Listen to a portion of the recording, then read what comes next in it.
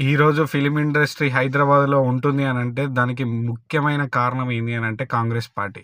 ఒకప్పుడు తమిళనాడులోనే ఉండాలి అని జెప్పి, మద్రాస్ ఆ ఏరియాలలో ఉండాలని జెప్పి చాలామంది ఆ పొలిటీషియన్స్ చాలామంది ఫైట్ జేసి మనోళ్ళని అక్కడికి తీసుకుపోదామని గూడా చానా ప్లాన్‌లేసిర్రు. కానీ కాంగ్రెస్ పార్టీ హైదరాబాద్‌లోనే ఉండాలి ఫిల్మ్ ఇండస్ట్రీ. ఎందుకనంటే చాలామందికి బ్రతకడానికి ఒక అవకాశం దొరుకుతది. ఇప్పుడు నాలాంటి అసిస్టెంట్లు పనిచేసే వాళ్ళు చాలామంది ఉన్నారు.